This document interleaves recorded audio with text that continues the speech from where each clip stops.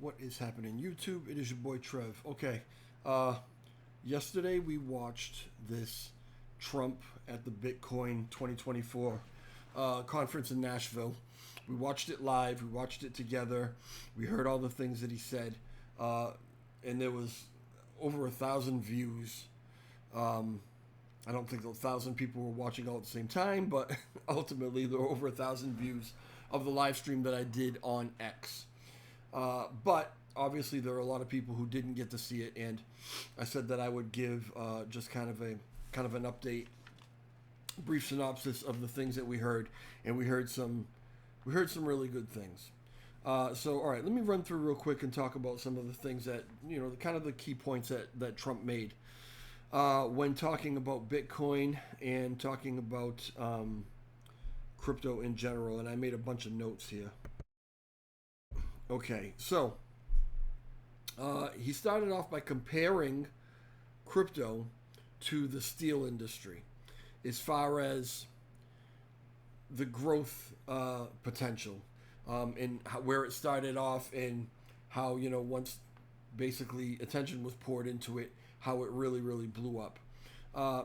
He said that the reason he was the first U.S. president to ever speak at one of these Bitcoin conferences is because of his America First ideology. And I think he realizes at this point, and this wasn't always true. There was a time where, most notably, they've been talking a lot about 2019, 2021, some comments that he had made about Bitcoin, about crypto, and he definitely was not pro-Bitcoin or pro-crypto. And I think it was a situation where it was nothing he really ever had to deal with. It looked like it could potentially be something that could threaten the U.S. dollar or threaten the economy, or just, maybe throw a wrench in the works kind of thing. And this is my speculation, he had made an awful lot of money in the American economy, playing in the gray areas and manipulating this, manipulating that, right? And that was something that probably he could see was not going to be very easy to do with crypto. Along with the fact that I think he just really didn't understand it or have a good grasp of it at the time. Oops, hold on. This crazy camera. I might need to get a whole new camera, because this one acts cuckoo on me. Anyway, all right. So, taking into account those things, he really didn't have a lot to really say about it, but he's definitely changed his idea on it. I think he's been educated on it and got a lot more information, because this whole speech was very, very well put together. And he said that the reason that he's the only one that's ever been there is because of his America First ideology, as I said. And I think that he now understands that Bitcoin and crypto in general are really the future. They're really going to have a really strong place in a global economy. And being America First, he wants to make sure that America is leading this charge and not China or anyone else, okay? Which he thinks can actually happen. He says before China takes over Bitcoin and crypto, tech, he wants to make sure that America is leading that charge. And he says America's destiny under his administration, should he be elected president, is to lead our rivals in everything. Everything. Some people say this is why the terrorists hate us. That mindset of just wanting to dominate absolutely everything. I mean, that's Trump. That's just the way he is. And a lot of us hear that and we're like, yeah, let's go America. Let's get America back on the map. But there is an argument to be made that, that kind of mentality puts a target on our backs by a lot of people, especially when we're also adopting a very isolationist kind of ideology as well, where even if we do dominate, it's all for America and screw everybody else. But honestly, that's an argument to have another day. I'm just saying that some people feel that way, and I'll talk a little bit more about that a little later on. Okay. Um, he talked about AI. He talked about some things that were kind of crypto adjacent, right? But in talking about the technology, leading technology, and all that in America, it was something else that he mentioned. Uh, he says Bitcoin can be a superpower. And crypto, so he had a bunch of little taglines throughout this thing. And one of them, probably the first one, nice big one, was crypto. He wants it mined, minted, and made in the USA. And that got a whole bunch of applause. He says that, so I don't know if this is true. A lot of times there are fact finders that listen to these speeches. I haven't really heard any yet. But he says that looking at the SEC and everything that the SEC has done as far as attacking crypto over the last few years, all the lawsuits, all those things, he says that the SEC has recently dropped a lot of these lawsuits. They've kind of backpedaled and backed away of a lot of these things. And he takes full credit for that in typical Trump fashion. I don't know if any of this is true. I don't know if they're dropping all kind of lawsuits. And if they are doing it, I don't know if it's because of Trump. But he says that basically they are afraid because he knows that they know that he will be coming after them. And so I guess it's the mentality of, out of sight, out of mind. Let's just kind of lay low and maybe he won't come in and get us kind of thing. But he says that we have him to thank for the SEC kind of lightening up on things right now. And he goes on to say a little bit more about the SEC. I'll get into that in a second. He talked about Vivek Ramaswamy. Now, I've said this a few times in other videos. Vivek Ramaswamy is just crypto, he's just 100% crypto. He's just all in on it. Knows everything about it and is very, very pro-crypto. And there have been reports that Vivek Ramaswamy is actually who Trump is using as an advisor for everything crypto. So he was saying that in a conversation with Vivek. Vivek made him aware that there were 175 million people in crypto. I've never seen these figures, so honestly, and he didn't specify, I don't think. So I don't know if he's talking about 175 million worldwide. That seems like a small number to me. He might be talking about just within the United States. But what I actually, not even the number so much as what I got from that is that he is talking to and dealing very closely with Vivek Ramaswamy on Bitcoin things, on altcoins, on crypto in general, which is a very, very good thing. Okay. He talked about Kamala Harris, and he said straight out, Kamala is against crypto. So, if you don't want an administration if you don't want more of the same that we've had over the last 3.5 years, you need to vote, and you need to vote him in. You can't let Kamala and her administration get in because they are against crypto. Now, earlier today, I saw a report that was actually looking into Kamala's portfolio, that of hers and her husband's. And they said that she really has a very boring portfolio. Yeah, they've got more money than a lot of us to actually invest in things, but the things that they've invested in are very safe investments. They've got a lot of money in some very safe investments. These people clearly are not Nancy Pelosi and her husband. I mean, the stock market, things like that, they have it, it's their backup or whatever, but they're not actively involved in it. And that's not a good thing for us.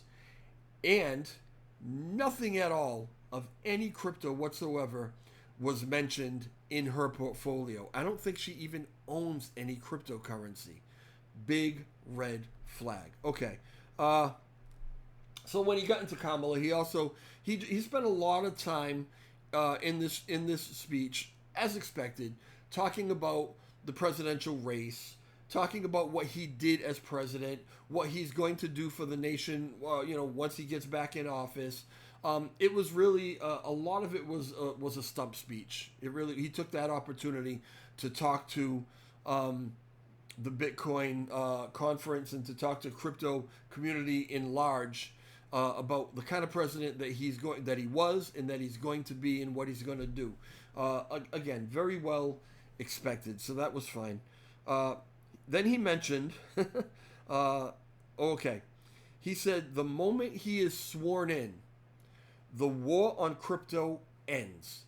That got a lot of applause because it really has been a war. I mean, Gary Gensler in particular, the SEC has really waged war. And then you've got people like Elizabeth Warren and some others who are really waging war on crypto. They want crypto abolished in the US.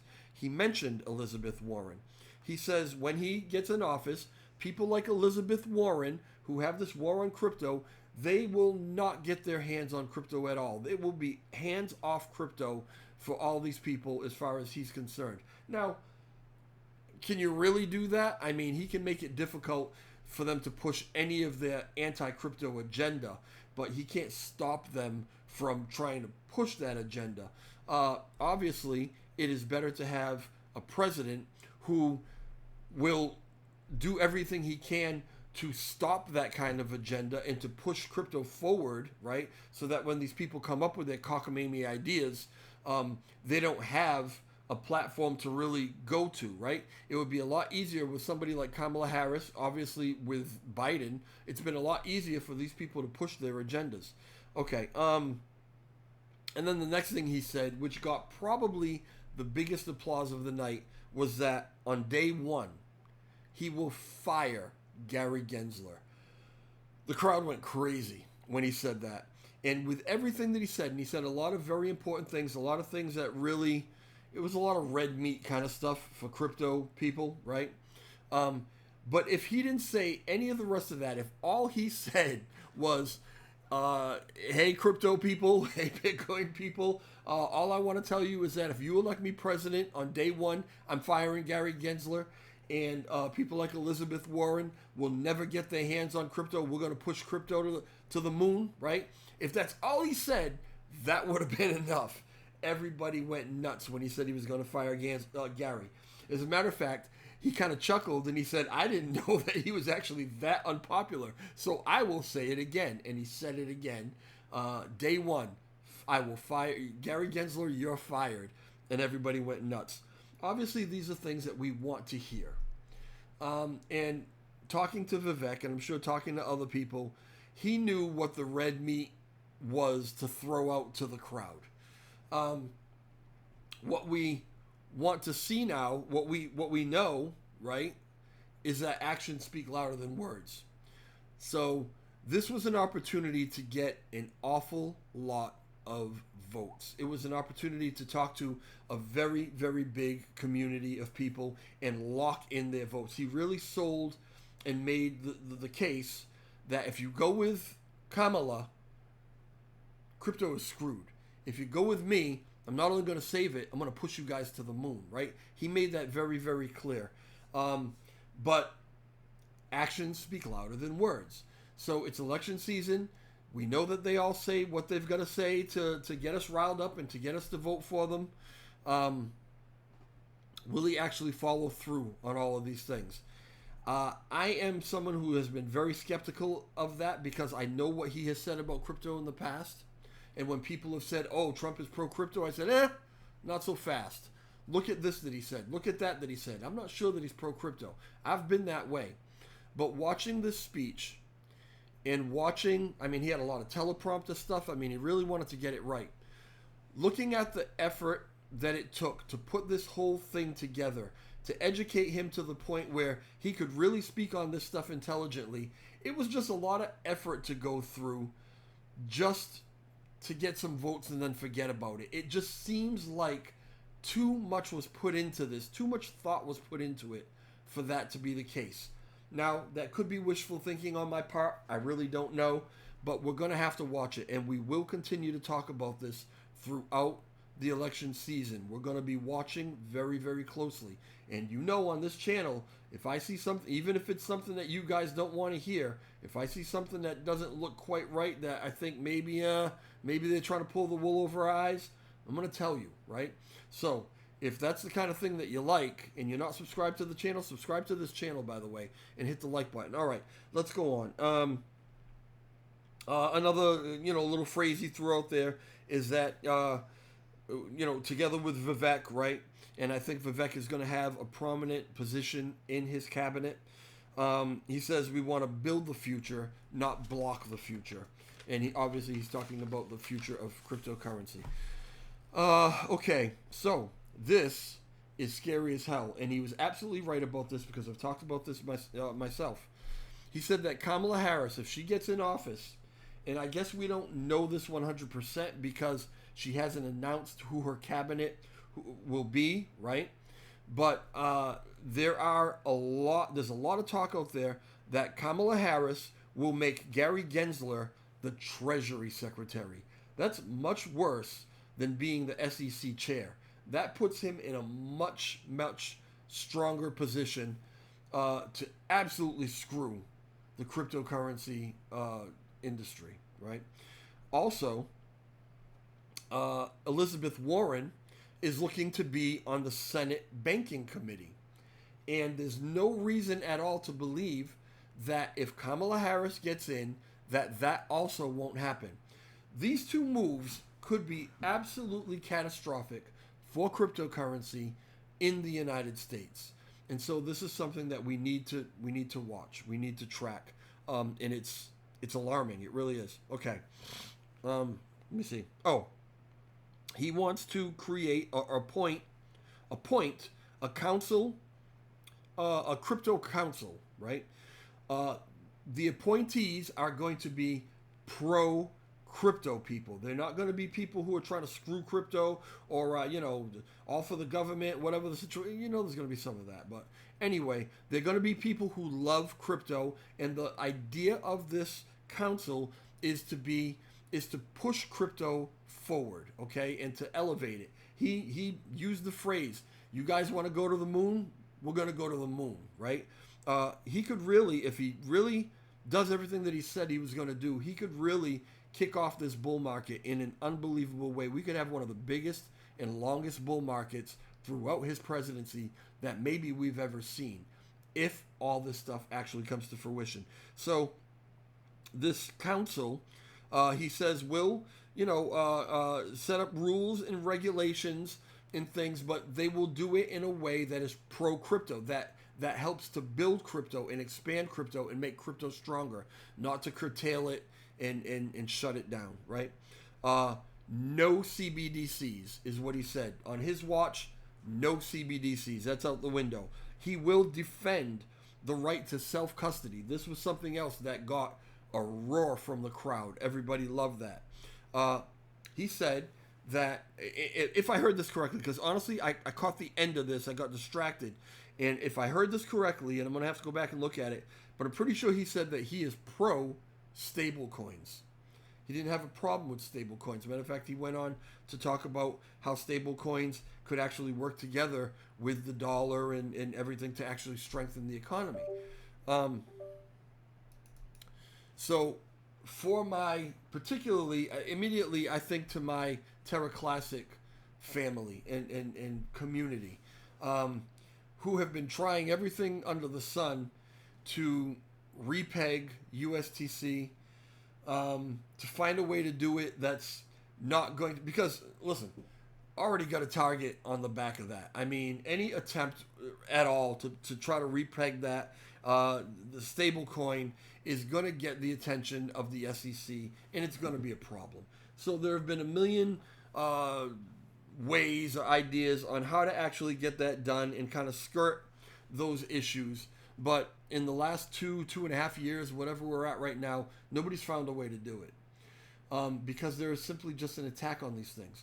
So if we had a president who was actually pro stablecoin, who eliminated all the bullshit about, trying to attack stablecoins and keep them down, how much easier would it be to do that USTC, to repeg, and get LUNC back to where it was supposed to be?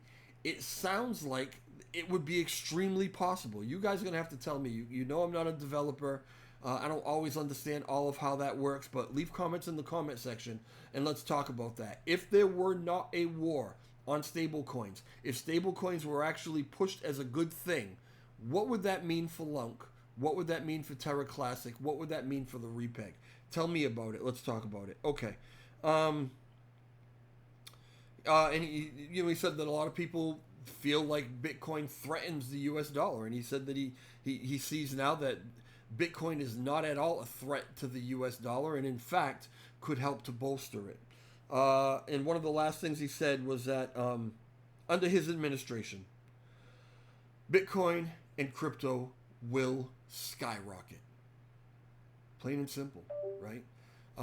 Which was actually a huge, huge thing, and something that we wanted to hear. And again, another one of those red meat kind of things. We have to watch and make sure that the actions meet the words, right?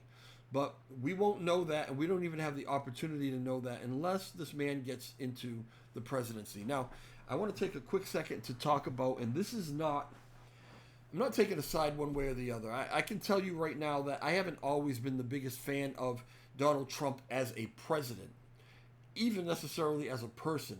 I found him entertaining. I always watched his show, The Apprentice. I thought that was a great show, very entertaining, loved it. I thought his cocky way, so many things about him I found entertaining. But as an actual person, I was never a huge fan, okay? However, a lot of people will talk about a lot of things about Trump that aren't necessarily wrong. They're not wrong, okay? He was convicted of 30 some odd felonies or whatever.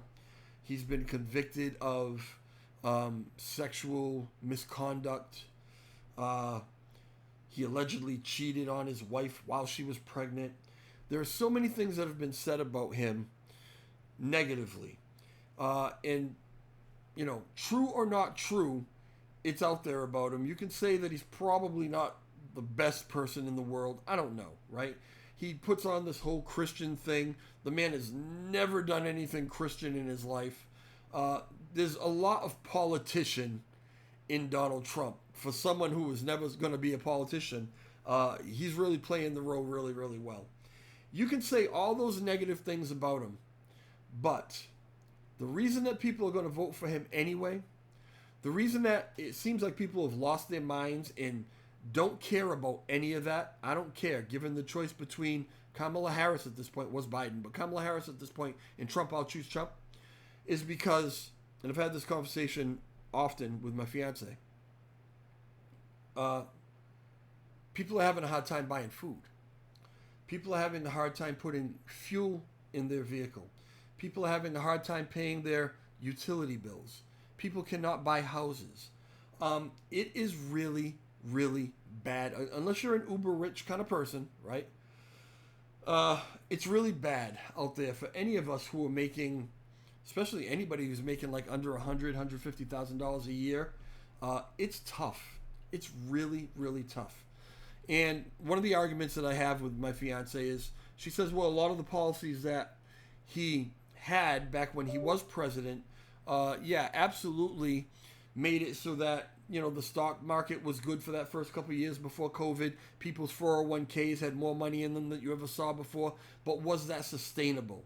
If you kept up with those kind of policies down the road, what was the price that would have to be paid? And it's a very good point. The point that I make back to her is that at this point, it's so difficult right now just to live that people have the mentality that we'll have to worry about that when it comes to it. Right now, I've got to pay my bills.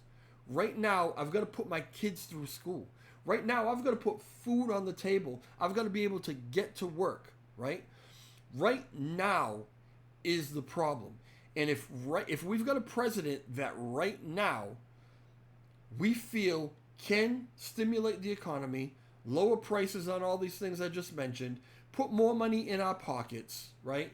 Bring industry back so that there are more jobs, better paying jobs, high paying jobs, secure the border so that we don't have these migrants absolutely flooding in and taking a lot of jobs and taking a lot of resources that should be going to law-abiding, you know, Americans, right? If we have a president that's going to do all that for now, that's really all people care about. We'll worry about that stuff later. And I know it's a horrible thing to do. It's like, it's like going out and spending money yourself, right? And saying, I'll worry about, I just want to have this. I'll worry about how to pay for it later. I'll worry about, whether I'm going to go bankrupt later or whatever. It's not a really good way to do it. But the current administration has made it so uncomfortable and so bad for people that we're actually willing to make that leap to say the guy might be disgusting, but I need to put gas in my car, but I need to pay my electricity bill. Prices of everything have tripled, and I can't afford it because what hasn't tripled is my income, right? So people are going to overlook a lot of things that might or might not be true about the man because we need this right now. And I'll tell you, if he gets in, and if he makes Vivek Ramaswamy the SEC chair, or even the Treasury secretary, anything like that, and we can make the killing that we have been waiting for a few years now to make with our crypto wallets, and we've got tons of money, everything else is going to be a little easier. It's just the way it is, right? That's my opinion. You might argue with it, you might disagree with it, and I appreciate that. I usually don't like getting political, but during election seasons, I do get kind of political. And in the past, I've made some political kind of videos as well, and you're going to see a little bit more of that coming in the next 6 months or so. All right, y'all. I'm sorry this was longer than it probably should have been, and I will talk to y'all later. Leave comments in the comment section. Hit the like button. Subscribe to the channel. All that stuff. All right. Ciao.